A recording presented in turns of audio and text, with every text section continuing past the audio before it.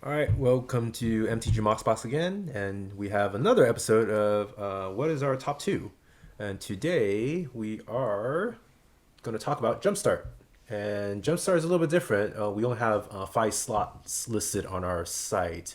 It's just the main 5 colors because multi is very little. I think the I think chance there's of getting only it one is very multi. slim. And I don't think, are there any colorless rares in There's, there in our land? I mean, colorless is included in the packs, but it was just too complicated to pull it out, and I don't think it's the rarest either. Got it. So similar to our format on our listings, we are only going to go through the 5 main colors. So hopefully you guys are familiar with our format already. We'll be shuffling these and passing it out, and we'll be going over our top two. And hopefully I don't get blue this time. Wow, it's your favorite. I think people are probably sick of listening to my blues. And just want to remind everybody, you can find us at www.mtgmoxbox and also on eBay, seller ID MTGMoxBox. All right, so I'm gonna pass these out. All right, I got one this time. Fine. Ha. Move this box back. And what do you know? I get blue again. Oh, Jeez. Wow. Has your name written It on is not rigged. I don't understand. I don't think it's not a single time I didn't get blue. All right, so same format. Would you like to start? White. I'll start with white. All right.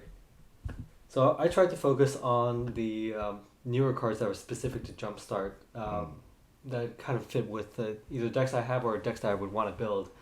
So this falls into the decks I want to build but haven't gotten around to yet. Would you one like to is- elaborate what deck this is? This first? is my Emil the Blessed is the card. Oh no. So is a white deck mono white? No, it needs to go into a deck. Emil's of mine. that So this unicorn, right? The yeah. unicorn. So unicorn. Emil is a unicorn, and a while back, they Wizards of the Coast had this crossover with My Little Pony, and I actually picked up the My Little Pony cards and wanted to build a deck for my daughter. Because she's young right now, but she might want to play eventually. So I wanted to build some kind of a unicorn deck. So I saw this and I thought it would be a good fit. So that would be my first pick. Aside from that, Emil is actually a pretty powerful card. Allows you to blink other creatures that you control. It has another ability where if it's a unicorn, I think it comes back with +1/+1 counters. But I think just the blink effect for just paying 3 mana. Is pretty useful in a variety of decks. Man, just with My Little Pony in there, I don't even know if we can hate on this deck, man. Yeah, I think I would probably try to build it where it wouldn't be as evil as some other decks I've seen. Alright. Second card is actually one of the commons. Wait, sorry, did you go over the card that you were picking? Oh, Emil? Yeah, Was Emil's part of Jumpstart? Yeah. Emil's part that's of right. yeah, so Emil was the first pick. Second pick is the uncommon. It's actually another tribal card. It is Release the Dogs. It's actually one of my more one of our most popular cards actually. But I really like it because I like dogs. I like dog tribal. It's a really good card for Dog Tribal. Like Yes, it is. I mean, I think for 4 mana or 3 and a white, I think you generate 4 dog tokens, which I think is It's pretty pretty good value for. good deal. You think about building a dog deck? It's one of those where I'd like to build if I have, but I just have so many decks going on. Because I thought you have the dog cat deck already.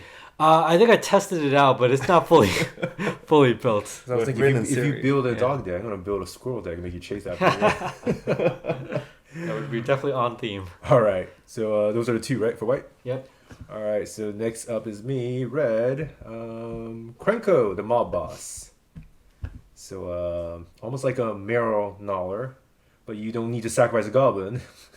So better. if I ever build a goblin deck, I'll definitely use this guy because you can double your goblins, your army really quickly depending on the number of goblins you already own on the board. And my next one is actually Ball Lightning. It's more for nostalgic reasons. I used to have a burning deck and 3 to cast, 6 damage. Pretty badass for a elemental. Trample, right? Haste. Yep. Yeah, I always So like Ball Lightning. back Those when, are my two. Yeah, the life was only 20. That's true, Yeah, that man. made a big difference back Yep. then. All right, green. All right, for green, the first pick would be the Oracle of Modaya. Oh, Oh, nice. definitely a powerful card. Play additional land on each of your turns, I know. plus. Play with the top card of your library reveal, plus. Yeah. And you can play lands from the top of your library, so what more do you want? Pretty sick. Yep. It can help lean out your deck pretty quickly. Really quickly, yeah. And then the second one would be Branching Evolution. It's basically a cheap doubling season. Very nice. That's really perfect for green. Nice. Yep. All right. Next up, we have black. All right, over to black. I dare you to say something else than exquisite blood. I actually did not put exquisite blood What? just because I ended up feeling too evil. What are you trying to say about my list, man? I tried to look for some other things that were a little more interesting, I guess. What are you trying to say about my list, man? Well, exquisite blood is like a game ender. You can get it out along with that combo.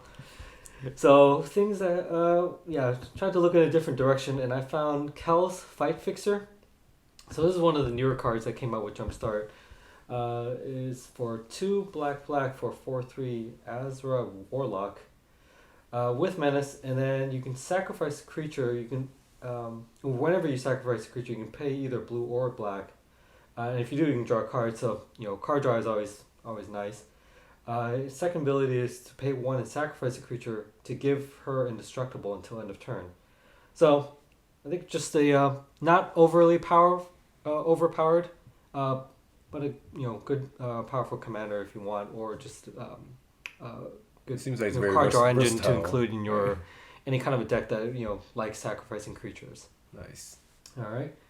Second card is Gaunty, Lord of Luxuries. This one is a reprint. Also 2 black for a 2/3 Aetherborn Rogue with Death Touch. And when it enters the battlefield, you can look at the top 4 cards of target opponent's library, Oh, exile one of them face down, and put it on the putting the rest on the bottom of the library in a random order. not evil. And you say. can look and cast that card for as long as it remains exiled, Yeah.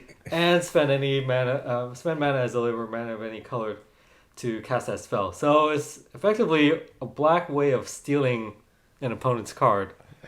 If I remember correctly, he Crazy. claimed his picks weren't evil Not and evil. weren't interesting. Well, but, I would use this in a way to stop someone from winning, maybe. All right, sure. So protecting the rest of the table, All right. You mean everyone How, else? how nice of you. It's man. political. How It's nice of you. political. How nice of you. I thought that's what the purpose of your My Little Pony deck, to protect everyone, man. Friendship's important, man. Yep. All right, next is blue. Of course, my first pick is no stranger, Bruvak, double mill. Enough said. We can move on to the next one. And my next one is Ristic Study. Oh yeah. Since it's almost in all my blue decks, so I would love to have more if I can get more. So greedy. That's it. Very simple, straightforward. All right. All right.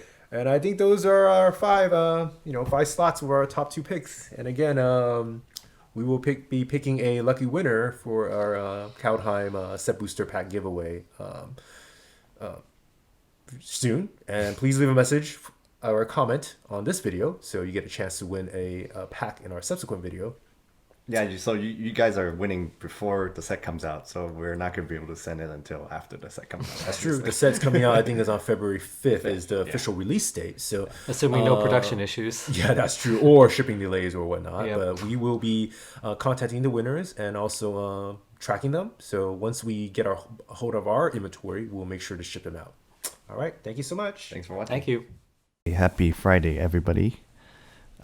Before we do the giveaway today, just want to make a quick update announcement for Kaldheim. It's coming out in 2 weeks, so we're very excited about that. But now that we've seen the full preview, we've decided to reduce the slots from 8 to 7. So the colorless slot, the cards will be given out to one of the slots using a die roll. And the highest row will win the colorless slot cards. If there are ties, it will be re-rolled until a winner is determined. We saw the previews for all the colorless cards, and we just thought that there aren't too many of them, so we will include them with one of the slots instead, using the high row. We're keeping the prices the same, so you should be able to get your cards with a higher chance. We also need to talk about the dual phase cards, the modal dual phase cards, because in Kaldheim it's not as simple as in Zendikar Rising, where one side is just usually a land. So what we're treating them as, the combined colors of both sides of the cards will determine what slot it will go into. So for example, Birgi, God of Storytelling, will go to the red slot since it's red on both sides. But cards like Valky, God of Lies, Talbot, Cosmic Imposter, Eska, God of the Tree, the Prismatic Bridge, Jorn, God of Winter, Cowring, the Rimstaff, those will go to the multicolor slot, since the combined colors of both sides will be multicolor. So I hope that makes sense. And now let's go to Wheel of Names. And all right, good luck, everybody.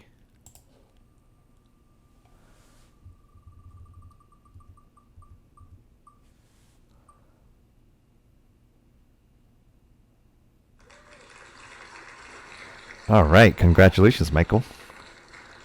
And if you didn't win, try again next time. Thanks for watching.